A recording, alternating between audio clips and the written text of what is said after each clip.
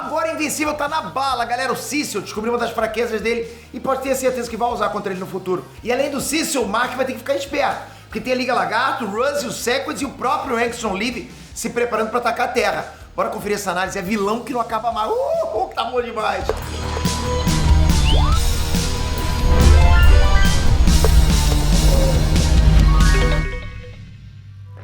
Inés Randes, Peter aqui, que momento, hein, galera? Porra, olha só quanta coisa tá acontecendo. Só ontem eu assisti Invencível, logicamente, The Marvels e Loki. Porra, só coisa boa, né? E aí você vê, Gen V acabou, Loki também chegou ao fim, né? Mas a Amazon não deixou a gente na mão. Invencível tá na área com mais ação, muita ação. Só armando o meio de campo aí pra trazer muita batalha épica, baseado nos quadrinhos. O segundo episódio disso aí veio com tudo pra mostrar que Invencível não pode dormir no ponto. O cara não pode dar mole. O cara tá rodeado de vilões. Chega de papo, vamos fazer aquela análise detalhada no capricho pra vocês. Antes de começar, aquele aviso de sempre ver se eu pego no teu coração hoje. Você consegue dar aquele votinho pra Genuibest, né? Pô, bom demais, galera. Estamos chegando no finalzinho. Tá quase acabando. Tô vendo já acontecer. A linha de chegar tá ali na frente, né? Mas tem muita gente do meu lado. Então, um voto seu pode empurrar a gente pra atravessar essa linha de chegada. Você consegue fazer o impossível acontecer. 6 categorias aqui embaixo. Já pensou? Uma categoria, eu já tô feliz da vida. Aliás, eu tô feliz da vida com 6 top 3. Mas imagina ganhar uma categoria, imagina ganhar 6 categorias. Galera, esse trabalho é bom demais. Saber que você tá aí desse lado só me dá mais força pra continuar esse trabalho. Vamos lá.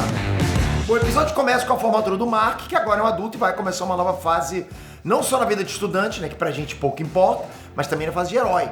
Nas HQs, a ordem cronológica dos acontecimentos são, tipo, bem diferentes, né?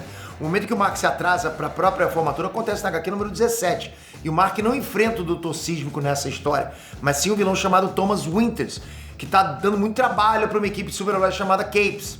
Só que é o seguinte, esse Thomas Winters era um cara normal, só que a ex-esposa dele, né, que era chamada Holly, sofreu um acidente de laboratório que deixou ela imortal. E para não deixar a esposa sozinha pelo resto da eternidade, né, o Thomas tentou acompanhar. Então o que ele fez?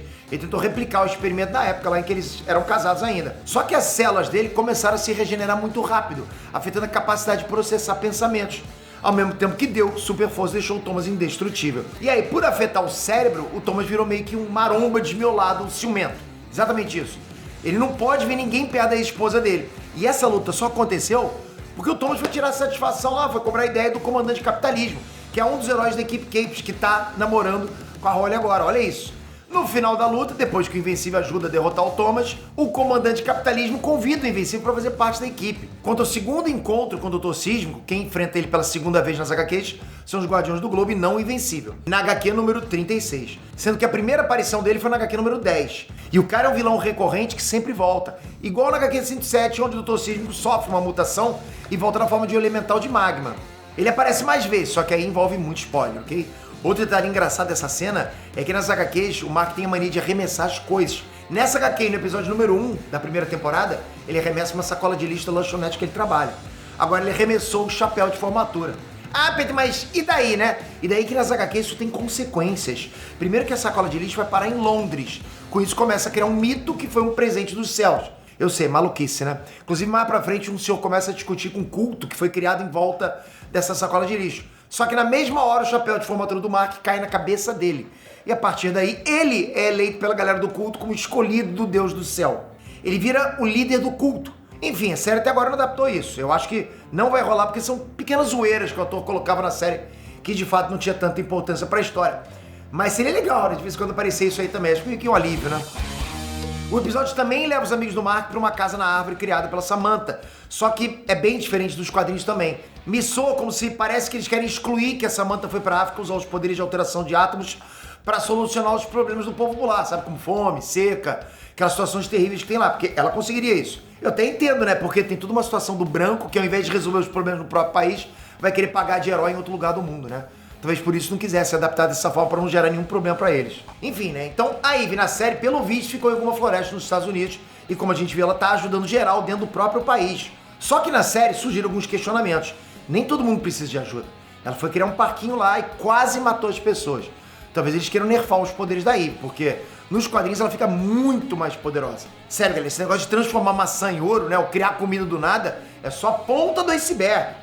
Ela fica muito poderosa. Você pega a Ivy, bota, por exemplo, na Marvel e DC, ela fica mais do que mutante ômega, mais do que herói. Ela tá nível Owen Reece, né? Homem molecular. Que é só o cara que consegue dominar os Beyonders, né? Pra você ter noção.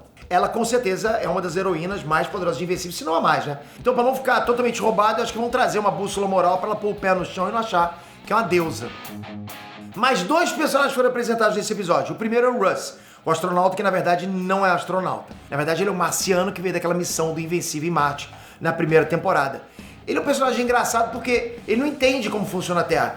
Então o cara não sabe o que é pagar aluguel. O que ele aprende que funciona pra ele é ser herói.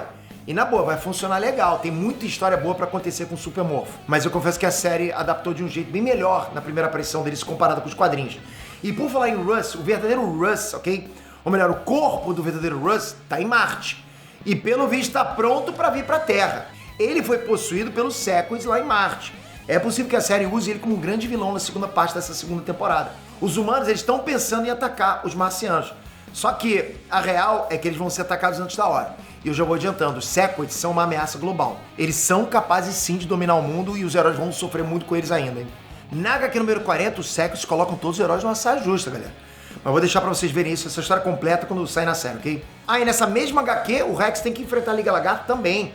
Ah, Peito, mas a Liga Lagarto é um bando de bocó. É o que parece, porque na verdade eles são vilões casca grossa, ok?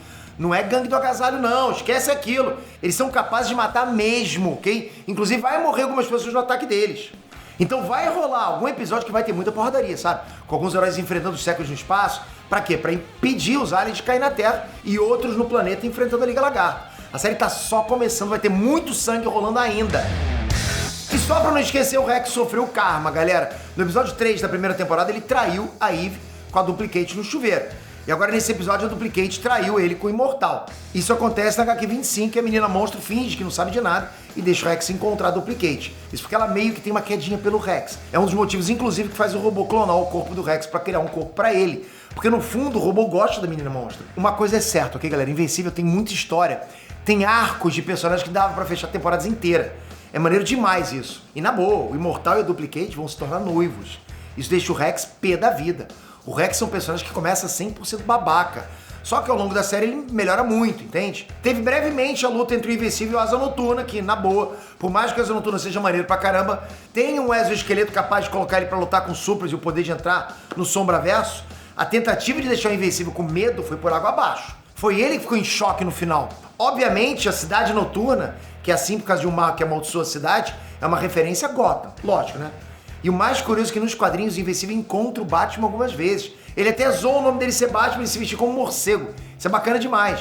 E outro detalhe que vocês devem ter reparado é que o Donald voltou. O Donald, pra quem não lembra, morreu no episódio 7 da primeira temporada. O Homem-Man segurou ele pelas costas, mas logo em seguida ele acionou uma bomba que inclusive fez aquela cratera na frente da casa do Mark. Ah, Peter, então é um clone. Ó, talvez sim, talvez não. Tudo vai depender de como que a série vai adaptar os quadrinhos. A gente não sabe como é que tá adaptando... Eu posso dizer que não tá adaptando perfeitamente, ok? Tá adaptando parcialmente. Dá pra ver que o Donald não entendeu o motivo da Deb estranhar ele, né?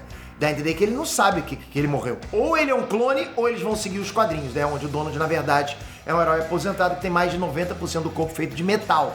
Ele é um androide. E aí, como a série não mostrou pedaço do corpo dele, pode ser que o Cecil esteja resetando o cérebro dele.